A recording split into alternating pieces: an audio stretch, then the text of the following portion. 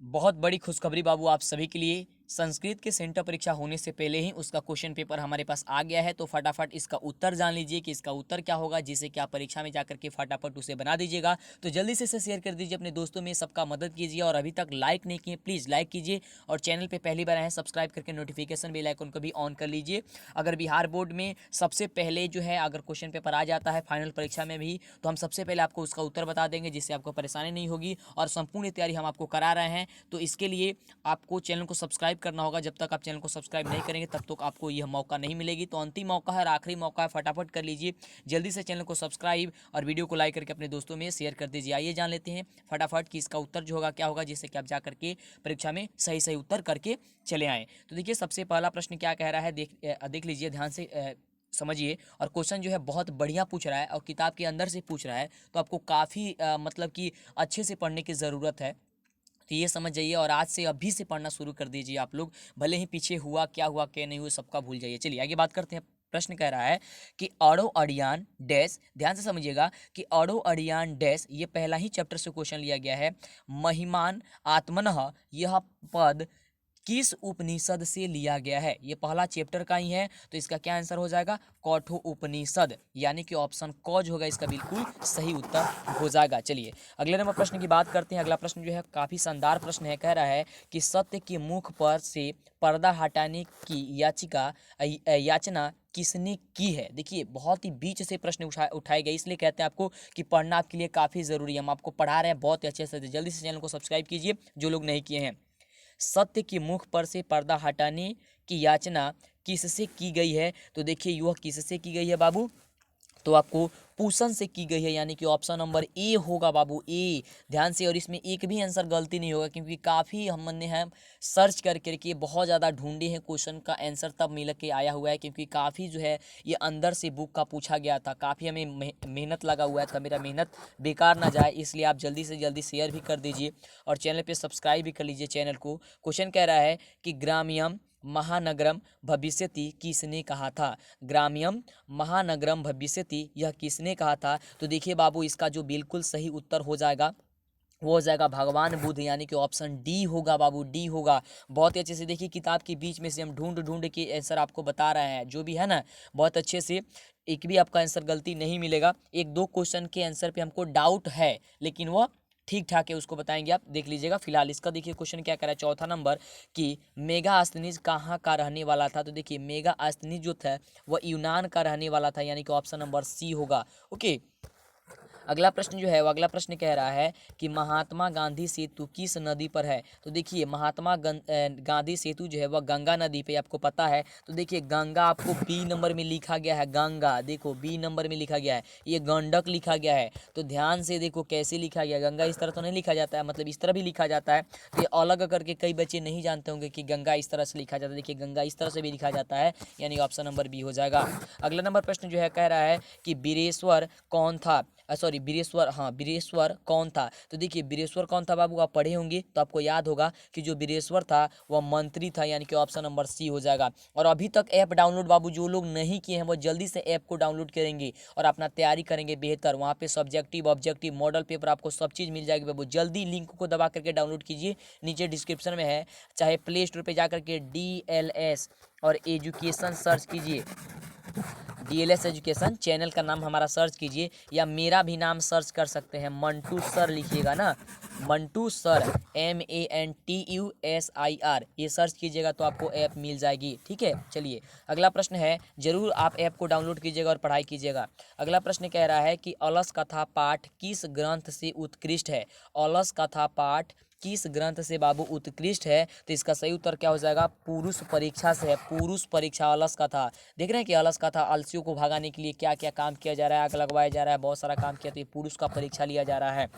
ठीक है, उससे है। अगला क्वेश्चन कह रहा है कि अलसाला में आग क्यों लगाई गई थी? देखिए बाबू अलसाला में जो आग गई थी, आपको पता होनी चाहिए कि आलसियों की जांच करने के लिए कि कौन जो है वह आलसी सच में है और कौन जो आलस जो है वह आलसी व्यक्ति सच में नहीं है। क्योंकि बहुत ऐसे थे लोग जो कि आलसी नहीं थे, फिर भी वह आलसी बन गए थे, क्योंकि फ्री में भोजन वगैरह हर चीज़ मिल रहा था इसलिए। चलिए अगला प्रश्न है कि सुलभा का वर्णन किस ग्रंथ में है। सुलभा का वर्णन किस में, देखिए बहुत ही जबरदस्त ये क्वेश्चन पूछा गया है आपको, तो ये जानना काफी जरूरी है ना, बहुत जबरदस्त। देखिए महाभारत से, यानी कि ऑप्शन नंबर जो क्या हो जाएगा वो बी नंबर हो जाएगा। पढ़ना आपको काफी जरूरी है बाबू। अब आपको अंदाजा लग गया होगा कि आज से अगर आप पढ़ते नहीं हैं और हमारा वीडियो नहीं देखते हैं तो समझिए बाद में पछताइएगा, तो मत कहिएगा कि हाँ सर हमको ऐसा हो गया हम नहीं किए, है ना। तो अभी आपको फटाफट कर लेनी है चैनल को सब्सक्राइब और पढ़ना जरूरी है।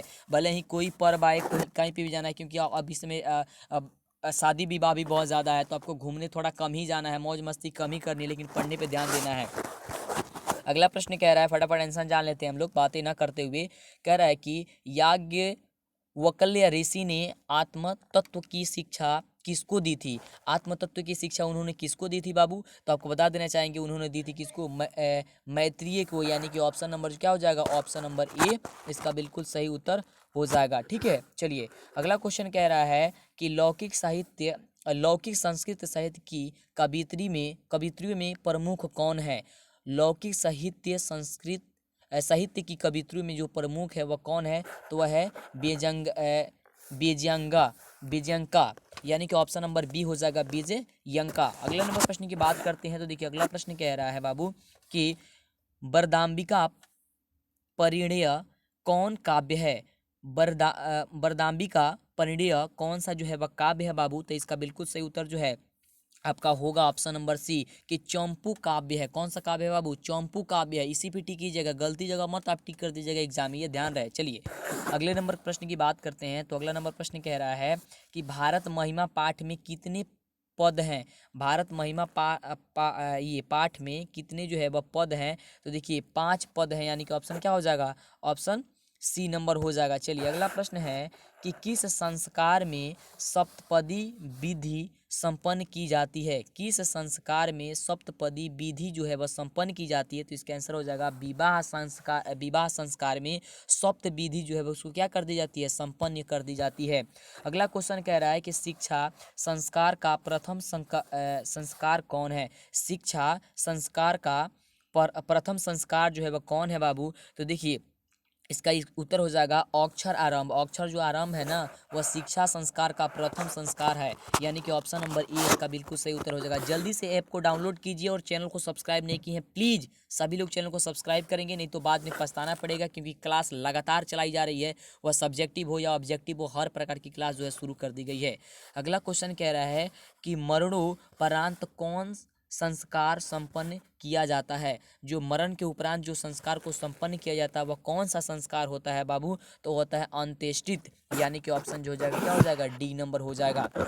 अगला प्रश्न है कि विद्या की रक्षा किससे होती है। विद्या की जो रक्षा होती है वह किससे होती है, तो होती है योग से रक्षा होती है। विद्या की रक्षा किससे होती है, योग से, योग। अगला क्वेश्चन है कि नरक के कितने द्वार होते हैं बाबू, तो देखिए नरक के जो द्वार होते हैं वह 3 द्वार होते हैं, यानी कि ऑप्शन नंबर क्या हो जाएगा, ए हो जाएगा। ठीक है, चलिए अगला प्रश्न कह रहा है कि नीति श्लोका पाठ में घर की शोभा किसको माना गया है। नीति श्लोक जो पाठ होता है वह घर की शोभा बढ़ाने के लिए किसको माना गया है, स्त्रियों को माना गया है, यानी कि ऑप्शन क्या हो जाएगा, सी नंबर हो जाएगा, ऑप्शन सी स्त्री। अगला प्रश्न कह रहा है 20वां नंबर प्रश्न कि भीखन टोला गांव को देखने कौन आया था। तो भीखन टोला गांव को देखने जो है वो एक गुरु जी आए थे, यानी कि शिक्षक कह सकते हैं उन्हें, यानी कि आप ऑप्शन ए पे टिक कर दीजिएगा। चलिए अगला क्वेश्चन जो है वह क्वेश्चन हम सभी का क्या कह रहा है कि छात्रा मध्यन तपह यह उपदेश राम प्रवेश राम को किसने दिया था, तो देखिए उनके गुरु जी ने ही दिए थे, यानी कि ऑप्शन नंबर बी हो जाएगा कि उनके गुरु जी। अगला प्रश्न है कि स्वामी दयानंद ने किसके प्रचार में अपना जीवन समर्पित कर दिया था, तो देखिए स्वामी जो दयानंद थे वह वैदिक धर्म के जो है वह क्या किए थे, प्रचार में जो है वह अपना पूरा जो जीवन है उसे समर्पित कर दिए थे, यानी कि ऑप्शन क्या हो जाएगा, तो ए नंबर जो होगा आपका आंसर हो जाएगा। अगला जो क्वेश्चन है बाबू वो क्वेश्चन कह रहा है कि स्वामी दयानंद के गुरु कौन थे। स्वामी दयानंद के गुरु जी थे वह कौन थे, तो देखिए स्वामी दयानंद के जो गुरु है वो आपको बिरजानंद है, यानी कि ऑप्शन जो हो जाएगा क्या हो जाएगा, ए नंबर हो जाएगा। गिरजानंद नहीं है बाबू, बिरजानंद याद कीजिएगा, बिरजानंद। गिरजानंद पे टिक नहीं करना है, क्योंकि देखो आपको भूलियाने के लिए, आपसे गलती करवाने के लिए ये क्वेश्चन को क्या कर दिया गया है, उसी तरह का दे दिया गया है। तो इसका क्या होगा उत्तर, तो बिरजानंद होगा, यानी कि ऑप्शन नंबर ए होगा। चलिए अगला क्वेश्चन कह रहा है कि मंदाकिनी वर्णम पाठ में कौन किसको संबोधित कर रहे हैं। तो मंदाकिनी वर्णम में राम सीता को संबोधित किया जाता है, भगवान राम को और माता सीता को जो है संबोधित किया जा रहा है, यानी कि ऑप्शन नंबर क्या हो जाएगा, बी हो जाएगा। अगला प्रश्न कह रहा है बाबू कि मृग समूह के पीने से मंदाकिनी का जल कैसा हो गया है। मृग समूह के पीने से मंदाकिनी का जो जल हुआ है वो कैसा हो गया है। तो इसका बिल्कुल जो सही हो जाएगा वो हो जाएगा क्या चीज, कलुषित हो गया है, यानी कि बहुत ही दूषित हो गया है, यानी कि ऑप्शन नंबर सी होगा। ठीक है, चलिए अगला प्रश्न है कि कुत्र तेव कंगणम किसने कहा। कुत्र तव कंगणम, यानी कि ये कंगन किसका कुत्र तव कंगनम, यह किसने कहा था। देखिए तो ये किसने कहा था, बाघ ने कहा था, यानी कि ऑप्शन नंबर ए हो जाएगा। किसने कहा था, बाघ ने। बाघ वाला चैप्टर का है कंगन की, जहाँ पे बात की जा रही है। अगला क्वेश्चन कह रहे हैं कि बाघ कहाँ खड़ा था। तो देखिए आप देख पा रहे हैं कि एक चैप्टर से कम 2 प्रश्न पूछा जा रहा है, हर एक चैप्टर से। आप देखिए यही चीज़ तो आपको मिलाने के लिए बिहार बोर्ड ने बोला है कि अगर आप परीक्षा दे रहे हैं तो आप अंदाजा लगा लीजिए कि किससे क्या पूछा जा रहा है, कौन कौन से चैप्टर से कितना प्रश्न आ रहा है, कैसा प्रश्न रह रहा है, आपको कैसे तैयारी करनी होगी। क्योंकि कोरोना वायरस की वजह से काफ़ी सारी परेशानी हुई, इसलिए आपको सेंटर परीक्षा हो रही है और एकदम बिहार बोर्ड की तरह जो है सेंटर आपकी परीक्षा हो रही है। तो कह रहा है कि बाघ कहाँ खड़ा था, तो तालाब के किनारे खड़ा था, यानी कि ऑप्शन नंबर डी। अगला प्रश्न है कि कर्ण के जन्म से ही सादा साथ रहने वाले शिक्षक कौन थे। कर्ण के जन्म से ही सादा साथ रहने वाले सॉरी रक्षक कौन थे।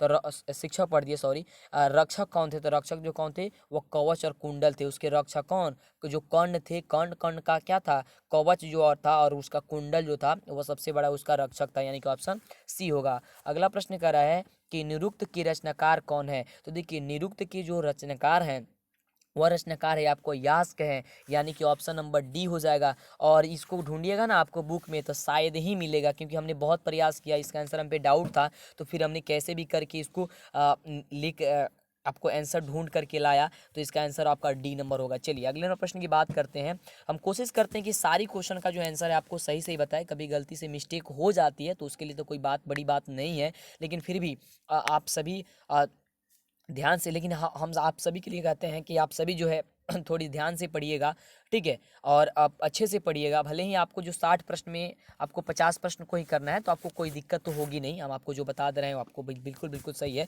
ना। तो बढ़िया से पढ़ना है आपको, एकदम गर्दा मचा देनी है किसमें, बिहार बोर्ड के एग्जाम में, फाइनल एग्जाम में, इसलिए गजब की तैयारी हम करा रहे हैं। तो जल्दी से सब्सक्राइब कीजिए, आपको बार बार कह रहे हैं क्योंकि आपको बाद में बहुत नुकसान हो सकती है। चलिए तो क्वेश्चन कह रहा है कि शाखा किस शब्द का रूप है, शाखा।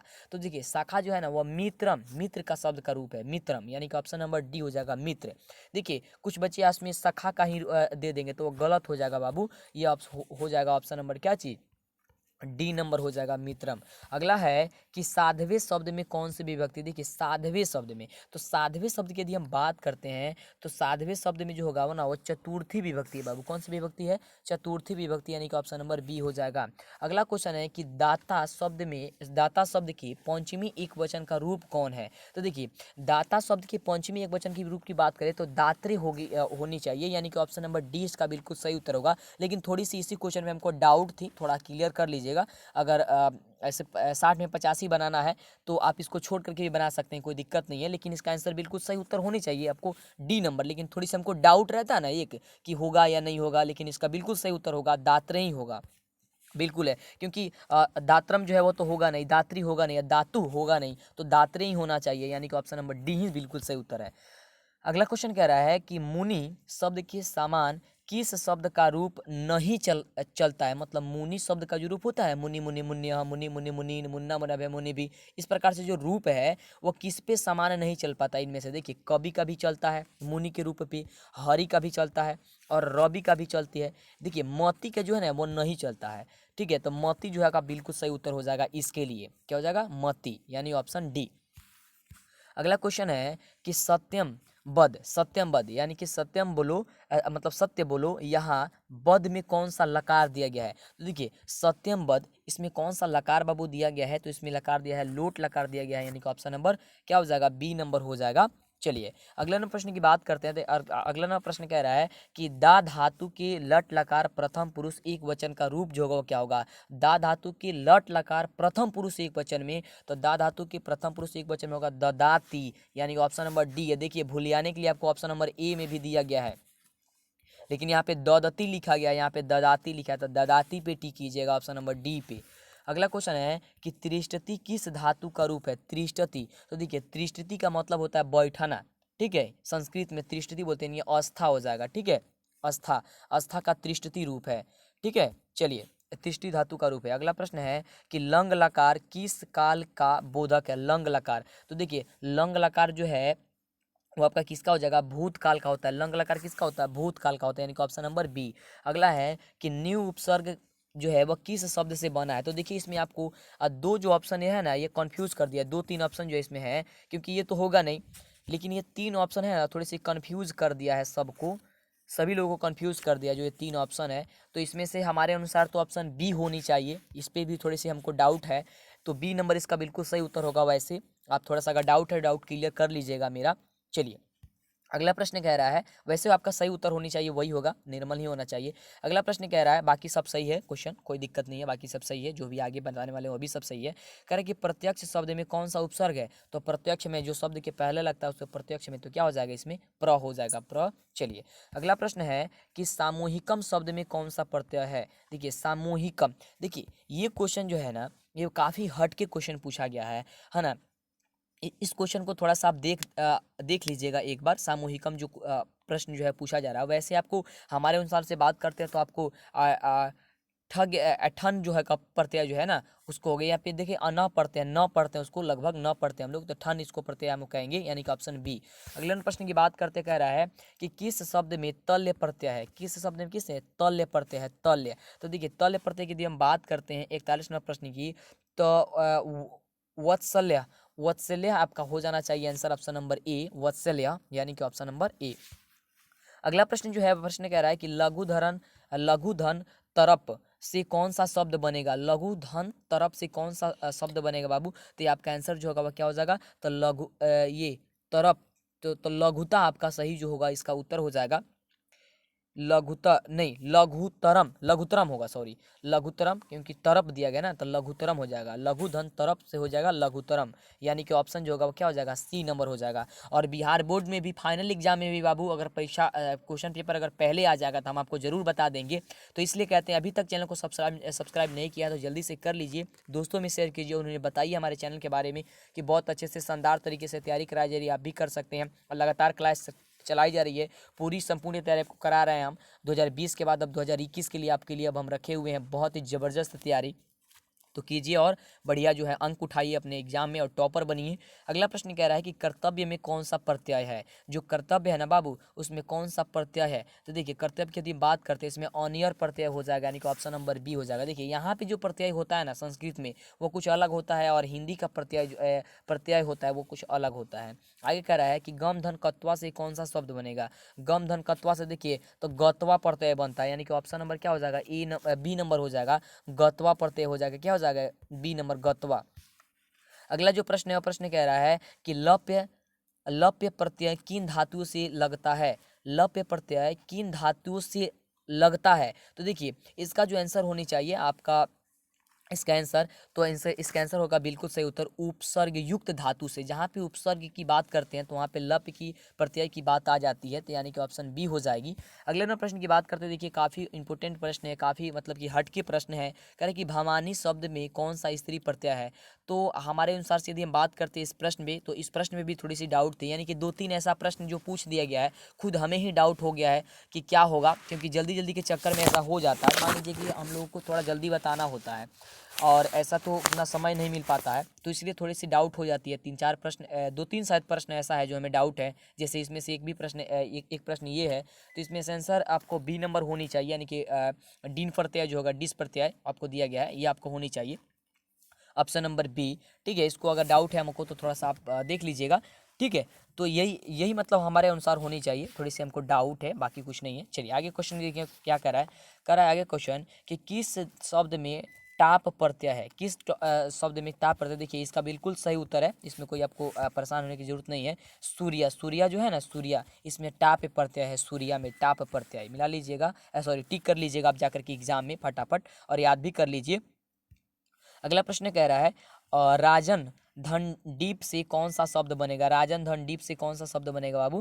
तो देखिए इसका हो जाएगा रागी, रागी यानी कि ऑप्शन नंबर हो जाएगा बी नंबर। और जितने भी जो है क्वेश्चन आपको एग्जाम में लिया गया है, यानी कि परीक्षा जो भी लिया गया ना सभी सब्जेक्ट का, तो सभी को भूलवाना नहीं है, गुम नहीं कर देना है। भुलवाने का मतलब होता है गुम कर देना, गुम नहीं करना है आपको। परीक्षा से पहले आपको आंसर जो है एक बार जरूर और उसको देख करके जाना है एग्जाम में, क्योंकि यही सभी प्रश्न आपको रिपीट कर दी जाएगी परीक्षा में। क्योंकि आप समझ रहे हैं कि कोरोना वायरस था, तो कोरोना वायरस की वजह से थोड़ी आपको हेल्प जरूर देगा बिहार बोर्ड। इससे जो सेंटर परीक्षा कराया है, इससे काफ़ी प्रश्न पूछ सकता है, वो मिलता जुलता पूछ सकता है। ठीक है, तो एक बार जरूर देखना है। और हमारे चैनल पे जो भी वीडियो अपलोड है पहले से, जिस भी सब्जेक्ट का, उसका आंसर आपको पता नहीं है तो जरूर देख लीजिएगा। ठीक है, और दोस्तों को भी बता दीजिएगा अपने। तो चलिए अगला क्वेश्चन है कि पाटलिपुत्र वैभवम शब्द में कौन सा समास है। तो देखिए पाटलिपुत्र वैभव में जो यदि समास की बात करते हैं तो तत्पुरुष समास ही होगा, यानी कि ऑप्शन नंबर ए होगा। क्योंकि इसमें द्वंद्व समास है ही नहीं, कर्मधारा है नहीं, द्विगु है नहीं, तो द्वंद्व ही तत्पुरुष नहीं होगा। चलिए, और समास वाला जो भी वीडियो है हम अपलोड कर दिए हैं, वह देखता रहिएगा, आपको परेशानी नहीं होगी। अगला प्रश्न कह रहा है कि महानगरम का विग्रह क्या होगा। तो देखिए महानगरम की यदि हम विग्रह की बात करते हैं तो काफ़ी बढ़िया प्रश्न है, और इसका जो उत्तर हो जाएगा बाबू, वह उत्तर आपका हो जाएगा ऑप्शन नंबर बी कि महान नगरम, यानी कि महानगरम क्या हो जाएगा, महान नगरम यानी कि महानगरम, ऑप्शन बी। अगले नंबर क्वेश्चन की बात करते हैं तो अगला नंबर जो क्वेश्चन है कह रहा है कि संख्या पूर्वो द्विगु सूत्र का उदाहरण कौन है। संख्या पूर्वो द्विगु सूत्र का उदाहरण कौन है, यानी कि संख्या पूर्व जो है वो यानी कि द्विगु का उदाहरण कौन सा है।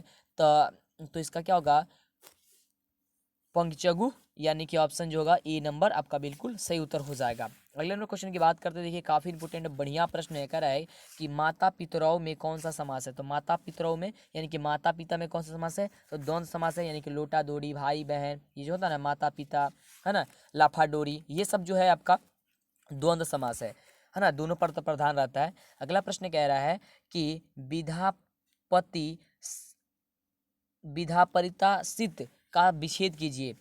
का विच्छेद करना मतलब इसको विच्छेद कर देना है।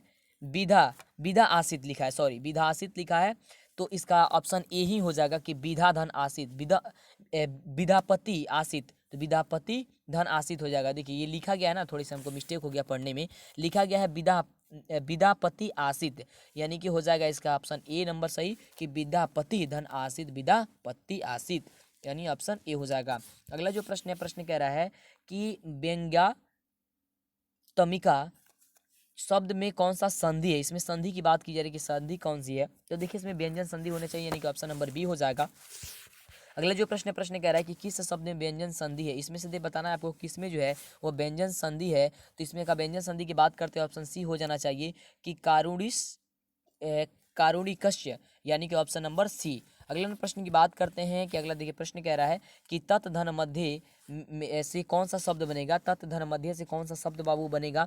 तो देखिए तत् धन मध्य से यदि हम बात करते हैं 56 नंबर प्रश्न की, तो हो जाएगा तत्व मध्य, तत्व मध्य, ये यानी कि ऑप्शन नंबर बी। क्योंकि तत्व में जो है डबल त है, डबल त में एक त को हलंत दिया गया, यानी कि आधा त हो गया, तो त में जब आधा दिया तो त इस तरह से मध्य, ये तो कौन सा हो जाएगा, ऑप्शन नंबर बी ना हो जाएगा, यानी कि ऑप्शन नंबर बी इसका सही उत्तर हो जाएगा। चलिए अगले नंबर प्रश्न की बात करते हैं। देखिए अगला नंबर प्रश्न है कि श्री गणेशाय नमः के पद में कौन सी विभक्ति है। ये काफ़ी इंपॉर्टेंट प्रश्न है, थोड़ा सा इसमें भी थोड़ी सी हमको लगभग डाउट है, लेकिन सही है, डाउट नहीं ही है, अच्छा ही प्रश्न है। मतलब इसका आंसर सही होगा ए नंबर, चतुर्थी ही होना चाहिए, चतुर्थी ही होगा, ऑप्शन नंबर ए होगा चतुर्थी। चलिए अगला नंबर क्वेश्चन कह रहा है कि अपदाने अपदाने इस सूत्र के रिक्त स्थान में कौन शब्द होगा। देखिए इसके अपदाने, अपदाने किससे बात की जा रही है, मतलब अपदाने क्या होती है अपदाने। तो देखिए अपदाने की हम बात करते हैं तो अपदाने जो होगी आपका इसका बिल्कुल सही उत्तर, तो इसका बिल्कुल सही जो उत्तर हो जाएगा वो आपका हो जाएगा ऑप्शन सी नंबर की पंचमी होगा, अपदाने पंचमी। ठीक है, यानी कि 5वें नंबर पे इसका सूत्र जो होगा कौन होगा, पंचमी होगा। चलिए अगला क्वेश्चन है कि कविषु कालिदासः श्रेष्ठः अस्ति।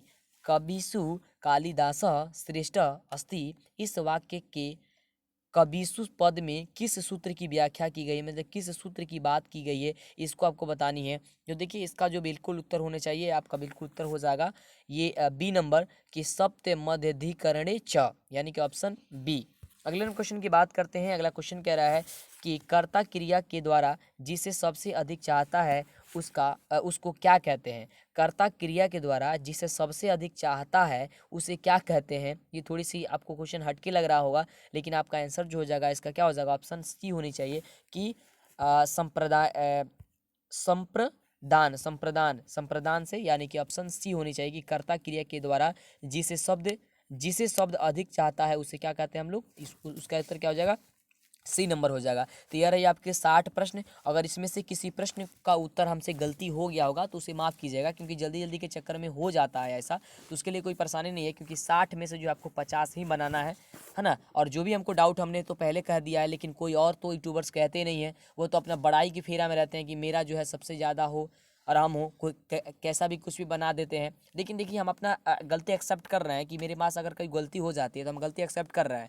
अब ऐसा नहीं हम दूसरों की तरह कि हाँ आपको बता दें, क्योंकि आप हम पे विश्वास किए हुए हैं, हमारा चैनल को सब्सक्राइब कर रहे हैं या नहीं किए हैं, मतलब कि या तो अभी करेंगे आप सब्सक्राइब, या कर लिए हैं तो आप विश्वास के साथ ही सब्सक्राइब किए हैं या हमसे जुड़े हैं। तो बहुत बड़ी चीज़ होती है विश्वास करना आप सभी को। तो इसी तरह विश्वास बनाए रहिए, जल्दी से सब्सक्राइब कीजिए। चैनल को नहीं किए हैं तो चैनल को जरूर सब्सक्राइब कीजिएगा, लाइक कीजिएगा, दोस्तों में शेयर कीजिएगा।